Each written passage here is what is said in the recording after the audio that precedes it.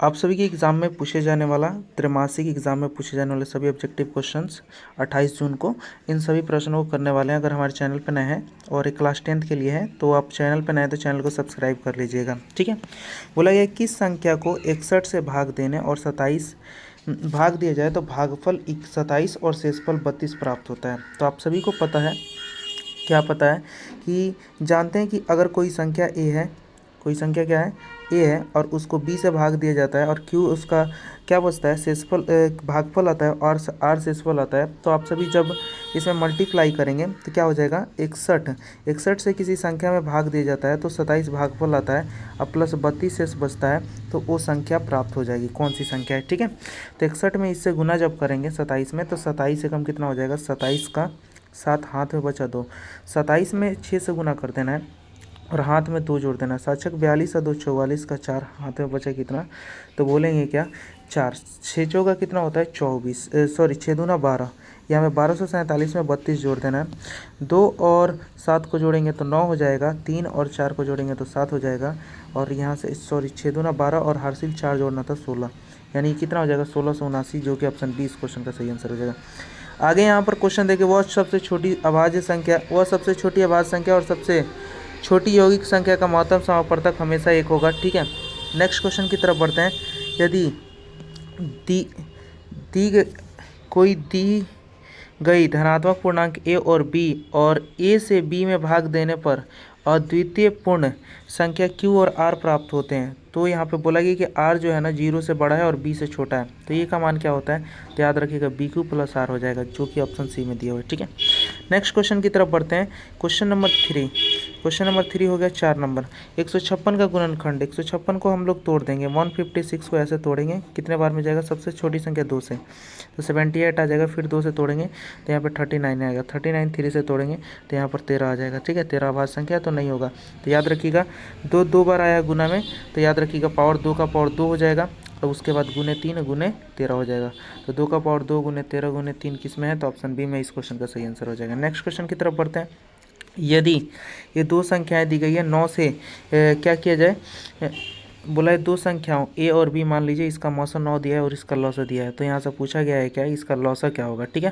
तो कीजिएगा इन दोनों को मल्टीप्लाई कीजिए और 9 से क्या कर दीजिए भाग दे दीजिए, ठीक है। तो 9 से भाग देंगे तो ये कितने बार में, 7 बार में और 3 बार में, 7 और 3, 7 और 1 कितना हो जाएगा 73, 73 से गुना कर लीजिए लगभग कितना आएगा, तो 22,000 22,000 23,000 सभी दिया है। तो अंतिम 2 अंक निकालना है, तो 3 छक 18, 18 या 73 से करेंगे तो 6 से मान लीजिए गुना करते हैं तो 36 18 3 38 सभी में आ रहा है और लास्ट अंक 3, तो याद रखेंगे, यानी इस क्वेश्चन का सही आंसर आप लोग निकालिएगा, सॉल्व कीजिएगा तो आ जाएगा 22,338, ठीक है, जो कि ऑप्शन ए इस क्वेश्चन का सही है। निम्नलिखित में कौन सा परमेय संख्या, अंडर रूट में अगर पूर्ण वर्ग संख्या तो परमेय होता है, आप सभी को मैंने पहले ही बता चुका हूँ।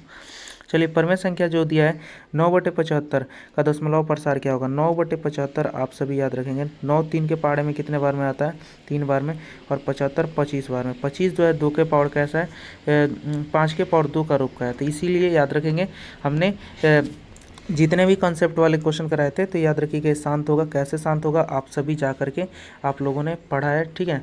आप हमारे चैनल पे जैसे ही आएंगे तो यहाँ पर आप लोगों को एक ऑब्जेक्टिव सीरीज का कंपार्टमेंट में मैंने सीरीज 5-6 वीडियो ही चलाया था, आपको सब्सक्रिप्शन ले लेना होगा, ठीक है, और वहाँ से जा करके आप देख लीजिएगा, ठीक है, मेंबरशिप लेकर के। 3x² प्लस 5x माइनस 2 के शून्य क्या होगा, तो याद रखेंगे आप सभी 3x² प्लस का क्या कर देंगे 6x माइनस का x, क्योंकि 6 में से 5 घटाएंगे माइनस का 2, तो यहाँ पे हो जाएगा 3x कॉमन मिल रहा है, तो यहाँ पे हो जाएगा x माइनस का 2, इधर -1 जैसा ही कॉमन, सॉरी प्लस का हो जाएगा x प्लस का 2 आ जाएगा, तो प्लस में माइनस में 2 आ जाएगा और प्लस में 1/3 आ जाएगा, ठीक है, प्लस में 1/3, तो 1/3 -2 ऑप्शन डी इस क्वेश्चन का सही आंसर, ठीक है। चलिए आगे बढ़ते हैं। बहुपद के शून्यकों का योगफल निकालना है, तो किसी भी बहुपद का शून्यकों का योगफल होता है -b/a, तो -b यानी -7, a का मान 1 है तो -7 इस क्वेश्चन का सही आंसर ऑप्शन सी, ठीक है। नेक्स्ट क्वेश्चन की तरफ बढ़ते हैं। बहुपद में शून्यकों का गुणनफल होता है c/a, तो c का मान कितना है -4, a का मान कितना है 3, -4/3 किस ऑप्शन में है, तो ऑप्शन बी में है, ठीक है, इस क्वेश्चन का सही आंसर ऑप्शन बी। निम्नलिखित में से कौन सा सहअभाज्य है, देखिए ये दोनों 7 के पहाड़े में आते हैं, ये 31 के पहाड़े में आता है, ये 32 2 के पहाड़े में आता है और ये भी 2 के पहाड़े में आता है, लेकिन 18 25 ये किसी के पहाड़ में नहीं आता है, इसीलिए ऑप्शन सी इसको में सहभाज्य कहने का मतलब है तीनों से अलग। ठीक है, पाई एक अपरिमेय संख्या होता है, जो कि ऑप्शन सी डी इस क्वेश्चन का सही आंसर है। निम्नलिखित में से किसका दशमलव प्रसार शांत होगा? तो याद रखेंगे 80। 80 को हम लोग लिख सकते हैं 2 के पावर 4 गुने 5, 16/85, यानी बी ऑप्शन इस क्वेश्चन का सही आंसर हो जाएगा। नेक्स्ट क्वेश्चन की तरफ बढ़ते हैं। यहाँ पर पी ऑफ एक्स, एक्स की जगह -1 रखेंगे, -1 का स्क्वायर करेंगे तो एक ही आएगा। अब माइनस माइनस क्या हो जाएगा? प्लस का 2, माइनस का 3, 2 1 3, 3 में से 3 घटाएंगे 0। इस क्वेश्चन का आंसर सही हो जाएगा डी। पी ऑफ, यहाँ पर देखिए यदि किसी बहुपद का शून्य -2 और -3 है तो बहुपद निकालने का फॉर्मूला होता है x square minus alpha plus beta x plus क्या होता है? Alpha into beta. तो यहाँ पर देखिएगा मेरे भाई, करेंगे क्या? एक्स स्क्वायर है तो एक्स स्क्वायर नहीं दिखाई दे रहा है, दूसरे कलर से। एक्स स्क्वायर है तो एक्स स्क्वायर, माइनस है तो माइनस, माइनस में 2, माइनस में 3, माइनस का 5 है, माइनस बाहर आ जाएगा तो प्लस का 5x हो जाएगा, माइनस माइनस प्लस हो जाता है, और 3 दूनी के कितना हो जाएगा? 6, यानी x square plus 5x plus का 6, जो कि ऑप्शन डी में दिया हुआ है, इस क्वेश्चन का सही आंसर हो जाएगा। आगे त्रिभुज, यहाँ पे लिखा गया त्रिभुज ए बी सी में ए बी सी है और बी 90 डिग्री है, तो बी को मैं 90 डिग्री बना देता हूँ। ठीक है, और ए है और ए क्या है? सी है।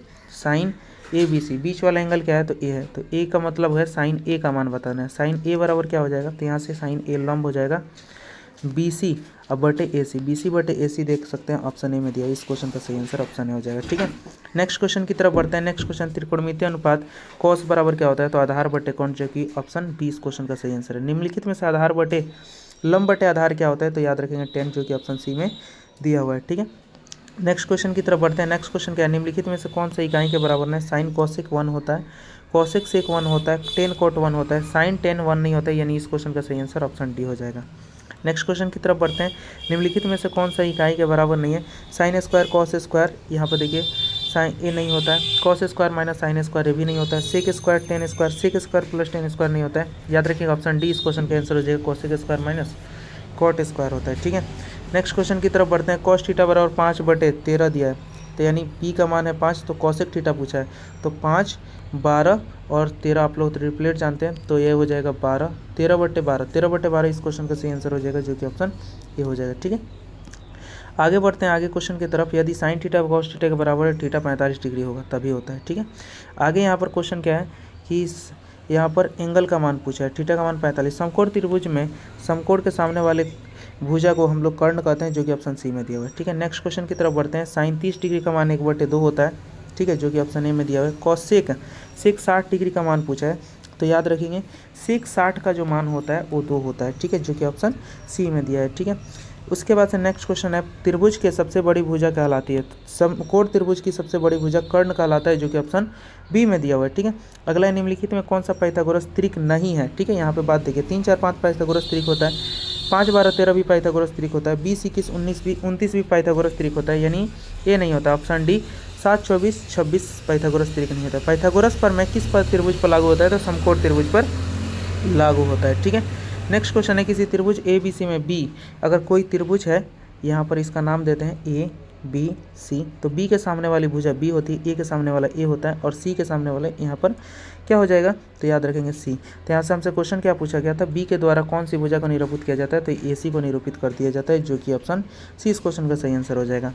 साइन स्क्वायर 60 डिग्री, तो साइन का मान होता है 1/2, 1/2 का स्क्वायर करेंगे तो 1/4 हो जाएगा। कॉस स्क्वायर 30 डिग्री, 1/4 हो जाएगा। 4 4 का एलसीएम लेंगे तो 4 आएगा, और याद रखेंगे आप सभी, और यहाँ पर 1 + 1 कितना हो जाएगा? 2, 2/4 को हम लोग लिख देंगे 1/2, 1/2 ऑप्शन ए में दिया था, इस क्वेश्चन का सही आंसर ऑप्शन ए हो जाएगा। ठीक है, नेक्स्ट क्वेश्चन की तरफ बढ़ते हैं। नेक्स्ट क्वेश्चन क्या है? बिंदु 3, 4 किस चतुर्थांश में? तो पहला वाला प्लस है, दूसरा वाला माइनस है, चौथे चतुर्थांश, जो कि ऑप्शन डी इस क्वेश्चन का सही आंसर हो जाएगा। क्वेश्चन नंबर 32 क्या है कि मूल बिंदु का निर्देशांक जो होता है 0,0, जो कि ऑप्शन सी में दिया हुआ है। ठीक है, आगे बढ़ते हैं। अगला क्वेश्चन क्या है कि मूल बिंदु 5,12 जो है, 5 12 किसका? 13, यानी इस क्वेश्चन का सही आंसर हो जाएगा कितना?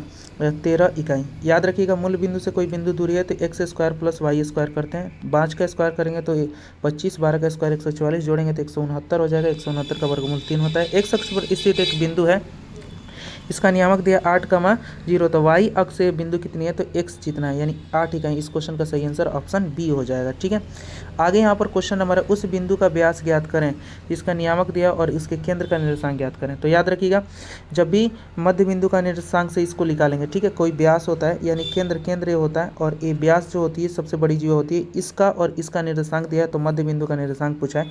तो मध्य बिंदु का निर्देशांक होता है, पहला दोनों वालों को जोड़ दो, 5 3 8, 8 का आधा कितना होता है 4, किस ऑप्शन में, तो 2 ऑप्शन में। और यहाँ पे 6 4 10 को जोड़ दो, 10 का आधा कितना होता है 5, ऑप्शन सी इस क्वेश्चन का आंसर हो जाएगा। 4 का नंबर क्वेश्चन क्या है, बिंदु दिया है x, y और x -x, y के बीच की दूरी क्या है। तो ठीक है, तो आप सभी जानते हैं कि अंडर रूट क्या होता है, इसमें -1 में -x जोड़ेंगे तो माइनस का 2x का होल स्क्वायर हो जाएगा, और प्लस उसी प्रकार -y का 2y का होल स्क्वायर हो जाएगा। तो -2 का स्क्वायर करेंगे तो 4, प्लस इधर कितना हो जाएगा, तो बोलेंगे 4y का स्क्वायर, 4x का स्क्वायर प्लस 4y का स्क्वायर, दोनों में 4 कॉमन मिल जाएगा तो 4 बाहर आ जाएगा, यानी सीधी तौर पर दिखाई दे रहा है कि हम लोग का आंसर जो हो जाएगा 2 into under root x square plus y square, जो कि ऑप्शन बी में दिया है। चलिए 37 नंबर क्वेश्चन में क्या बोला है कि एक्स अक्ष पर स्थित किसी बिंदु का व्यापक रूप क्या होता है। तो एक्स एक्स पर स्थित कोई बिंदु है तो वाई का मान वहाँ पे 0 होता है, जो कि इस क्वेश्चन का सही आंसर क्या हो जाएगा, x, 0 इस क्वेश्चन का आंसर हो जाएगा ऑप्शन बी।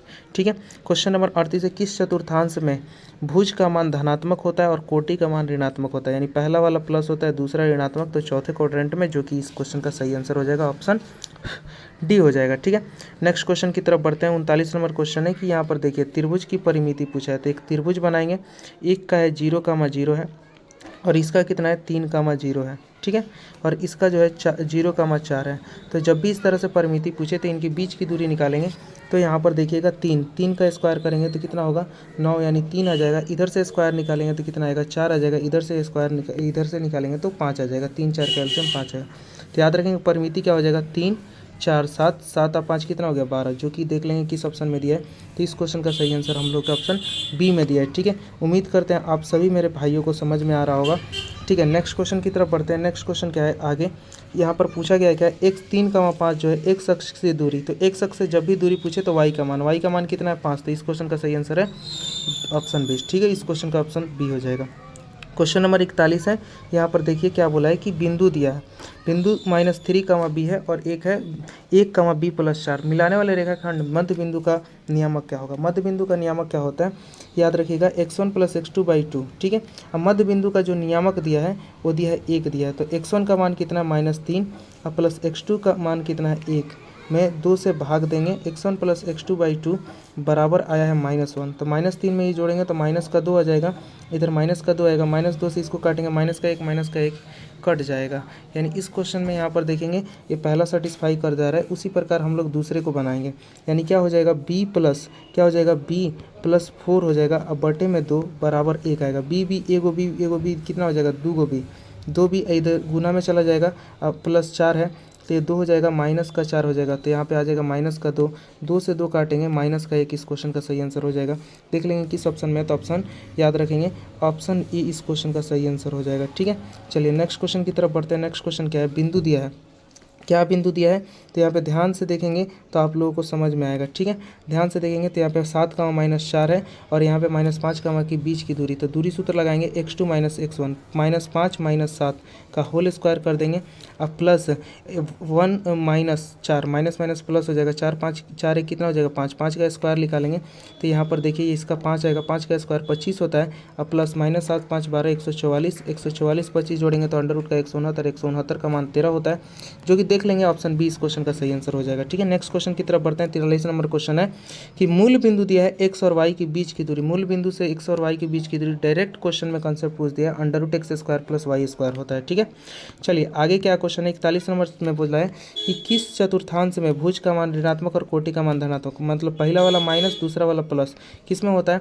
तो याद रखेंगे इस द्वितीय चतुर्थांश, जो कि ऑप्शन बी इस क्वेश्चन का सही आंसर हो जाएगा। ठीक है, चलिए नेक्स्ट क्वेश्चन, सभी प्रीत वर्ग होते हैं, नहीं, ए ना सर्वांगसम हो सकता है ना समरूप हो सकता है, ना सर्वांगसम समरूप, तो दोनों कोई नहीं होगा, इनमें से कोई नहीं, इस क्वेश्चन का सही आंसर हो जाएगा। ठीक है, चलिए उम्मीद करते हैं आप लोगों को समझ में आ रहा होगा। ठीक है, नेक्स्ट क्वेश्चन की तरफ बढ़ते हैं।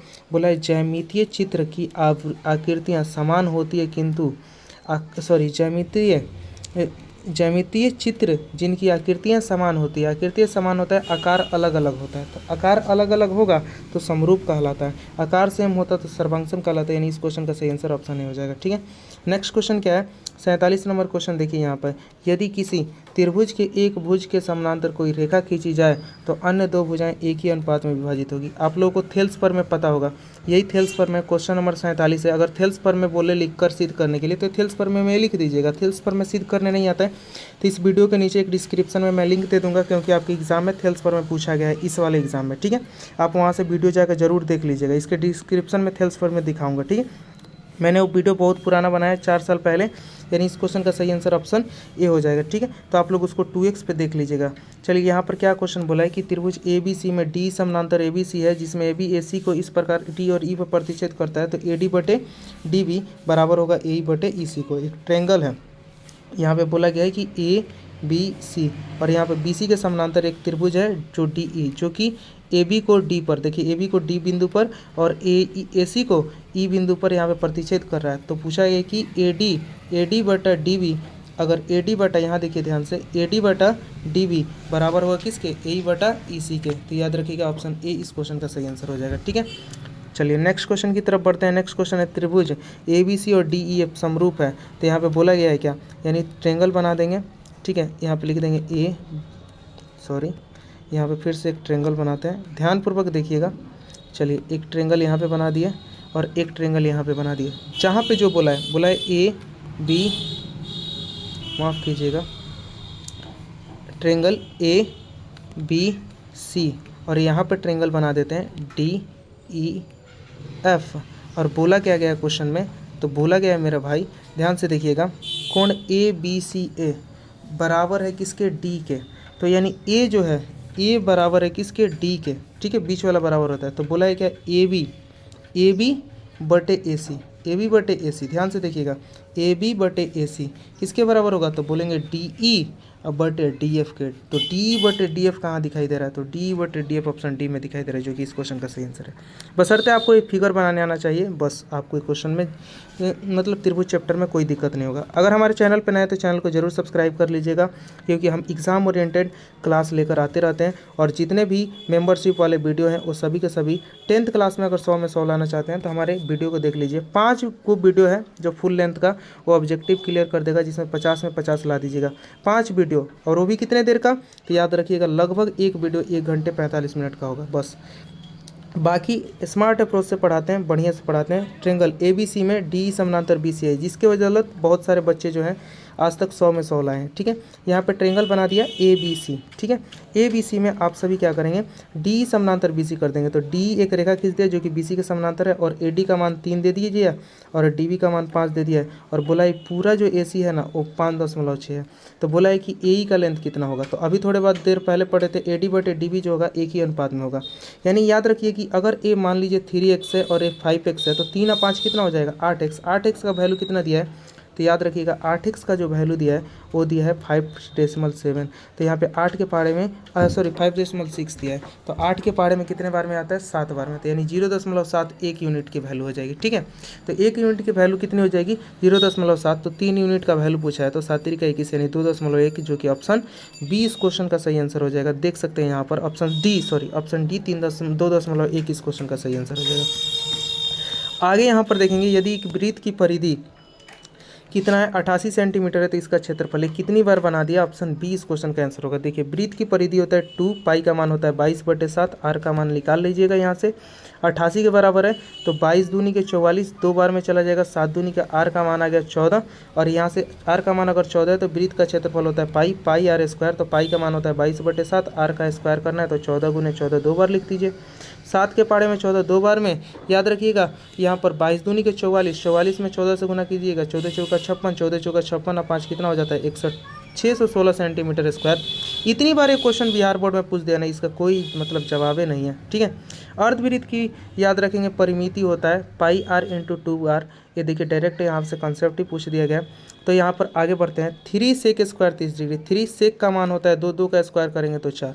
ठीक है, सेक 30 का मान कितना होता है, तो सेक 30 का मान होता है, सॉरी माफ़ कीजिएगा, 1/3 होता है, 1/3 हो जाएगा, 1/√3 होता है, लेकिन 1/² करेंगे तो 1/3 हो जाएगा, प्लस 4 है तो 4, 10 45 का मान 1 होता है तो 1 हो जाएगा, 3 से 3 कट जाएगा, 1 में 4 जोड़ेंगे तो 5 इस क्वेश्चन का आंसर, जो कि इस ऑप्शन में नहीं दिया है, जो कि इस क्वेश्चन का सही आंसर ऑप्शन डी हो जाएगा, इनमें से कोई नहीं। आगे थीटा का मान त्रिज्या खंड के क्षेत्रफल के आधार पर है। थीटा कोण वाले त्रिज्या खंड का क्षेत्रफल क्या होगा? Theta by 360 pi r square, direct सूत्र पूछा है इस क्वेश्चन का सही। अगर त्रिज्या खंड का क्षेत्रफल ना पूछ करके पूछता कि क्या बोलते हैं चाप की लंबाई बताइए, तो यहाँ पर हम लोग का हो जाता है कितना? θ/360 2 पाई आर, लेकिन आपके एग्जाम में ये पूछा गया तो इसको बताइएगा, ऑप्शन बी। किसी वृत्त की दो त्रिज्याओं और संगत चाप के घेरों से का क्षेत्रफल होता है, यानी एक वृत्त है और इनकी दो त्रिज्याएं हैं, एक त्रिज्या है और ए रही चाप किससे घिरा क्षेत्र क्या कहलाता है? तो ए वाला क्षेत्र त्रिज्या खंड कहलाता है, जो कि ऑप्शन बी इस क्वेश्चन का सही आंसर हो जाएगा। चलिए नेक्स्ट क्वेश्चन की तरफ बढ़ते हैं। 56 नंबर क्वेश्चन है, 21 सेंटीमीटर और 120 केंद्रीय कोण वाले त्रिज्या खंड का परिमाप होगा। तभी परिमाप का फॉर्मूला बताया, θ/360। थीटा का मान 120 डिग्री है और 360 अब पाई 2 पाई आर होता है, तो 2 है तो 2, पाई का मान 22/7 लिख देंगे और आर का मान 21 दिया था 21। 7 के पहाड़े में 3 बार में और यहाँ पे 120 के पहाड़े में 3 बार में, 3 से 3 कट जाएगा, 22 दूनी के कितना हो गया? 44, 22 दूनी के 44। तो यहाँ पे इस क्वेश्चन का सही आंसर ऑप्शन किस में दिया है? तो ऑप्शन सी में दिया है, जो कि इस क्वेश्चन का सही आंसर हो जाएगा। नेक्स्ट क्वेश्चन की तरफ बढ़ते हैं। 22 सेंटीमीटर परिधि वाले वृत्त का चतुर्थांश का क्षेत्रफल, वृत्त के चतुर्थांश 1/4 पाई आर स्क्वायर के बराबर होता है। तो यहाँ पर 22 सेंटीमीटर परिधि दिया है, तो परिधि 2 पाई, पाई का मान कितना होता है? 22/7, आर का मान कितना दिया है? तो निकाल लेते हैं 22 से, 22 से 22 कट जाएगा, आर का जो मान आ जाएगा 7/2 आ जाएगा, ठीक है। तो यहाँ पे 7/2 आ गया, तो चतुर्थांश का क्षेत्रफल होता है 1/4 पाई आर स्क्वायर, तो पाई का मान लिख देंगे 22/7 और r square pi r square, तो आर का मान हमारा आया था 7/2, 7 कितना? 2, 7/2 गुने 7/2, तो 7 से 7 कट गया, 2 से 2 बार में 7/2 ही ना आया था, 22 से कट गया था 2 7, हाँ ठीक है 7/2, 7 से 7 कट गया, 2 से के पहाड़े में 11 बार में, तो 11 7 77 हो गया, नीचे में 4 दूनी के 8 हो गया, तो 77/8 यहाँ पे जो कि सेंटीमीटर स्क्वायर, जो कि ऑप्शन क्या हो जाएगा? सी में दिया हुआ है, ठीक है।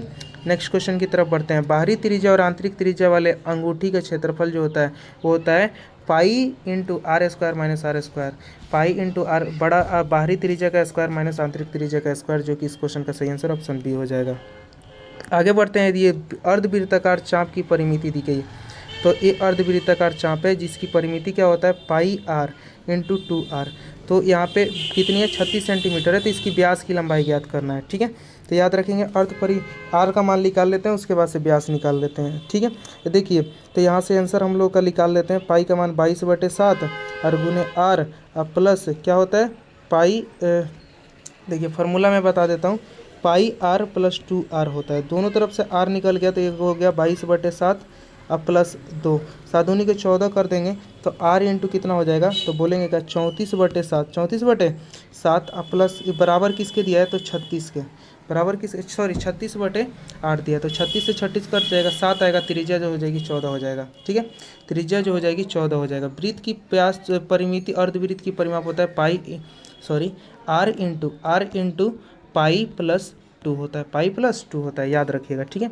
चलिए नेक्स्ट क्वेश्चन की तरफ बढ़ते हैं। किसी त्रिभुज की माध्यिकाओं एक बिंदु से होकर गुजरती है तो उनके प्रत्येक माध्यिकाओं का अनुपात जो होता है 2:1 होता है, ठीक है, 2:1 होता है। आगे चल करके इसको मैं सिद्ध कराऊंगा आपको कि जो भी प्रत्येक माध्यिका, जैसे त्रिभुज है यहाँ पर ए और ए सारी अगर भुजाओं से अगर गुजरेगा तो इसका मान 2 होगा तो इसका मान 1 होगा, इसका मान 2 होगा तो इसका मान 1 होगा, इसका मान 2 होगा तो इसका मान 1 होगा, 2:1 के अनुपात में विभाजित होती है, जो कि इस क्वेश्चन का सही। आप अगर चाहते हैं तो मेंबरशिप लेकर के पूरी कंसेप्ट को पढ़ सकते हैं, जो कि 89 रुपीज़ का मेंबरशिप है, जिसमें बहुत अच्छे कंसेप्ट के जरिए सबको कराया गया, ठीक है। निर्देशांक ज्यामिति एक प्लेलिस्ट में पढ़ा है, जाकर पढ़ सकते हैं, वहाँ से पूरा कंसेप्ट है।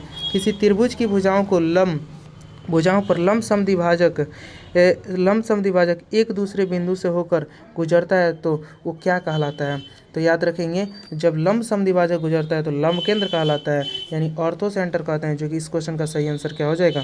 तो याद रखेंगे ऑप्शन बी हो जाएगा, ठीक है। आगे क्वेश्चन क्या है देखते हुए चलेंगे। यदि किसी यहाँ पे क्वेश्चन क्या है, यदि किसी समबाहु त्रिभुज की प्रत्येक भुजा की लंबाई x है तो इसके शीर्ष मुख पर डाले गए लंब की लंबाई क्या होगा। एक समबाहु त्रिभुज है जिसकी भुजा x है, ए भी x है, ए क्या हो जाएगा x, तो इसका आधा करेंगे तो क्या हो जाएगा x/2 और ये हो जाएगा x/2।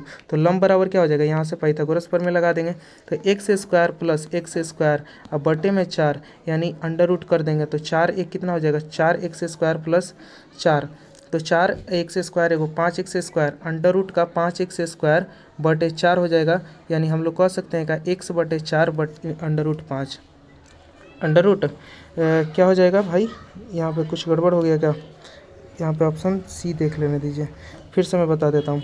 तो अंडर रूट क्या हो जाएगा x² प्लस x² बटे 4, ठीक है। अब यहाँ से क्या होगा, तो यहाँ से एलसीएम जब लेंगे तो हो जाएगा 4x² अब प्लस x² बटे 4 अंडर रूट में है तो हो जाएगा 5x² बटे 4 अंडर रूट में, ठीक है। अच्छा कर्ण का नाम निकालना है, माफ़ कीजिएगा, x² माइनस हो जाएगा 4 में से 1 चला जाएगा तो 3 हो जाएगा, 3 अंडर रूट 3x² बटे 4 होगा तो यहाँ से अंडर रूट में 3 बच जाएगा, यानी x/2 अंडर रूट 3 हो जाएगा। माफ़ कीजिएगा ये क्वेश्चन थोड़ा डिफिकल्ट मुझे लगा इसीलिए, क्योंकि मान गलत पुट कर दिया था, यानी ऑप्शन सी इस क्वेश्चन का सही आंसर हो जाएगा। यदि किसी वृत्त का क्षेत्रफल दिया इतना तो इसकी परिधि क्या होगी। वृत्त का क्षेत्रफल क्या होता है 22/7 गुने πr² लिख देते हैं, πr², r का मान निकालते हैं r², यहाँ पर क्या हो जाएगा 38.5 को मैं 285/10 लिख दे रहा हूँ, ठीक है। और इसको कटाने की कोशिश करते हैं, 5 3 8 5 3 8 11 से कट जाएगा, 11 से ये 2 बार में कटेगा, ये 11 से कटेगा, 11 3 33, 11 5 55, 35 बार में कट जाएगा, ठीक है। r² का मान कितना आ जाएगा, तो r² का मान आ जाएगा, यहाँ पे देख लीजिए 35 से इसको काट देते हैं, ये 5 बार में कट जाएगा, ये कितने बार में 7 बार में कट जाएगा, तो यहाँ सॉरी 2 बार में कट जाएगा, तो यहाँ पर r का मान r² 7 गुने 7 अब बटे 2 गुने 2 यानी 7/2 आएगा, स्क्वायर हटाएंगे रूट चढ़ जाएगा 7/2, इसमें r का मान आ जाएगा। तो r का मान कितना आया 7/2, तो वृत्त की परिधि 2π, पाई का मान 22/7 और r होता है तो 7/2, 2 से 2 कट गया, 7 से 7 कट गया, यानी 22 सेंटीमीटर इस क्वेश्चन का सही आंसर हो जाएगा, जो कि ऑप्शन किसमें दिया है, टी में दिया है। चलिए नेक्स्ट क्वेश्चन की तरफ बढ़ते हैं। एक वृत्ताकार मैदान की परिधि दी गई है 242 मीटर स्क्वायर, तो इसका क्षेत्रफल पूछा है, तो परिधि दिया गया तो 2πr का मान दिया है, तो 2πr का मान दिया है, क्षेत्रफल निकाल लेना है।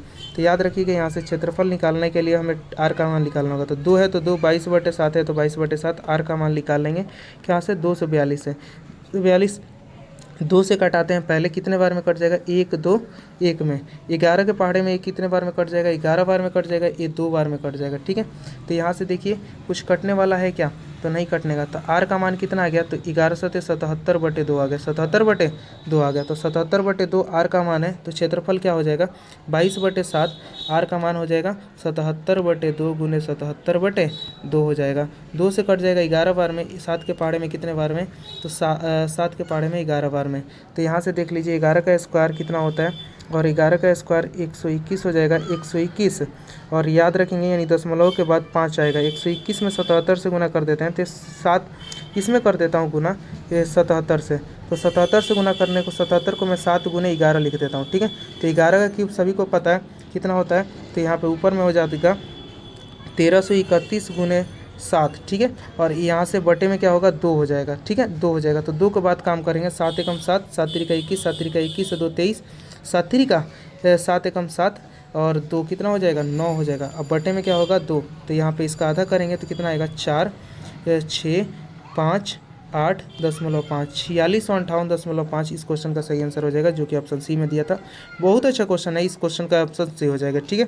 यदि दो वृत्तों की परिधि का अनुपात 2:3 है, इस पर मैंने शॉर्ट क्वेश्चन भी कराया, अगर परिधि का अनुपात a/b रहे तो क्षेत्रफल का अनुपात a² हो जाता है। आप लोग यहाँ पे 2:3 है तो 4:9 हो जाएगा, जो कि इस क्वेश्चन का सही आंसर ऑप्शन सी है।